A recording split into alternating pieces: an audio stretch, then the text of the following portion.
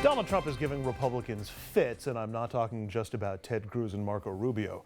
Republican National Committee is privately trying to figure out ways to tamp down the Donald's inflammatory rhetoric.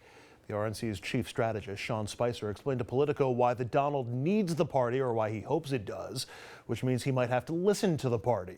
Spicer says, quote, every nominee understands that the role of parties is critical in terms of the manpower, the data, the press operation, the research. The bottom line is no nominee can win without the party.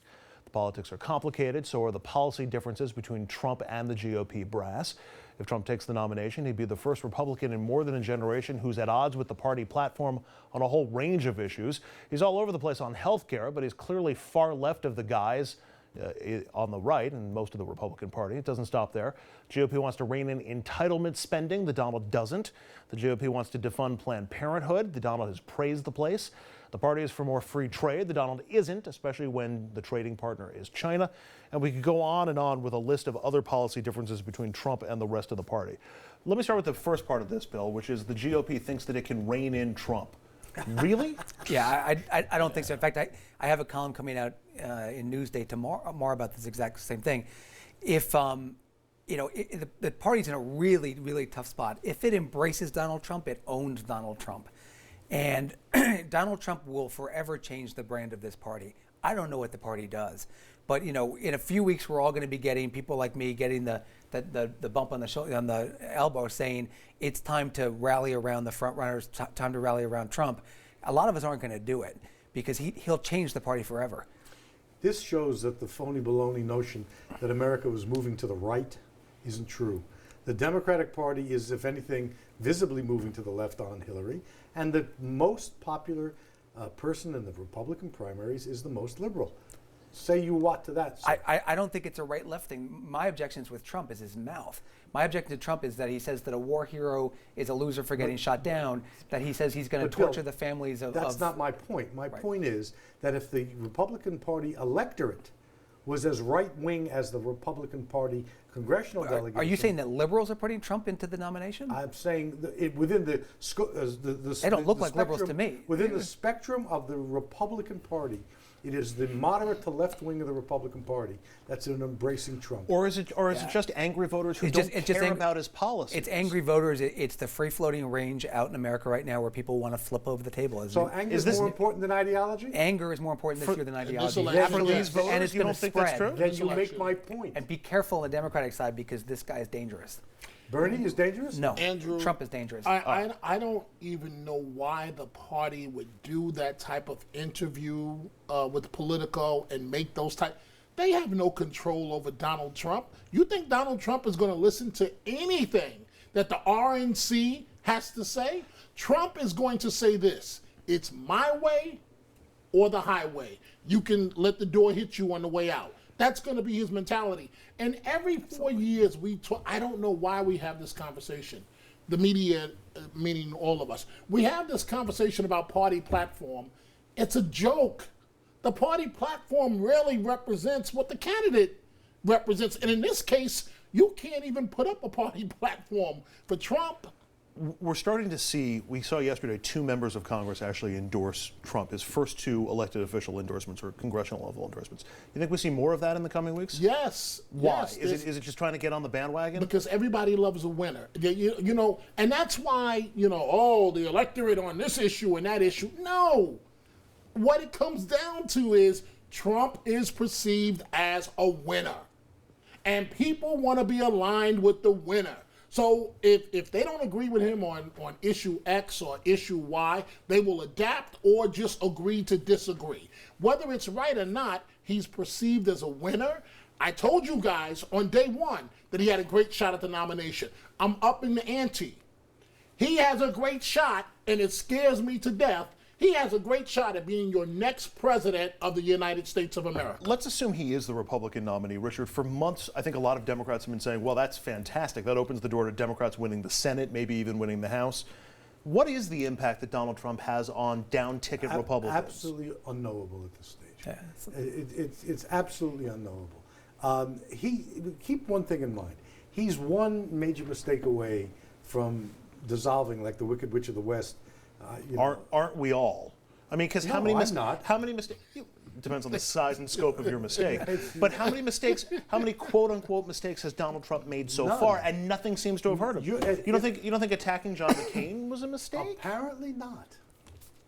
It wasn't a mistake. And look, the closest he came that I thought was a mistake was attacking the Pope. Right. So I mean, he was going into the South though. The Pope's not winning popularity contests in the South. Something Trump has managed to portray himself as authentic. What ruins Trump is something in his record, in his past, some statement, some faux pas, in which his authenticity vanishes. That, who knows what that will be. Do you agree with that? It's all about his authenticity? I don't. Maybe, but he changes his mind every few minutes, and people seem to go with it. It's the cockiness, it's the follow me, it's, Bill. For years you told the voters that we needed a Washington outside. I think it's a little bit of the monster that Barack Obama created also, frankly. You're blaming, now this is new. No, it's not new. You're blaming Donald Trump on Barack Obama? I think people are outraged at the direction that the country took, and they Apparently don't trust Republicans in office to do anything about it. Well, Richard, if only Barack Obama had been born in the U.S., then Trump wouldn't have been able to make the whole thing about his birth certificate. How did you manage to get the two guys against Trump, both to be born outside the United States? Isn't it extraordinary?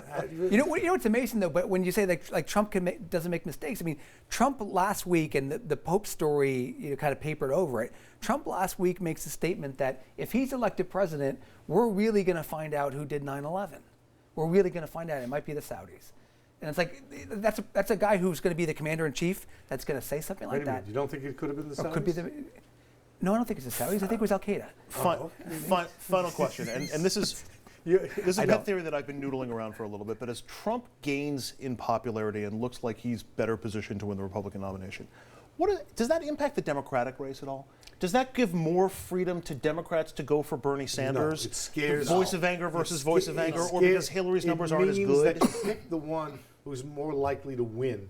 And Hillary's been winning that argument. It may be Bernie can turn that around. You're really I'm going to get in trouble for saying this, but my concern, and I'm talking like I'm a Democrat now, but my concern is that Hillary Clinton doesn't drive out enough vote. There's no passion there.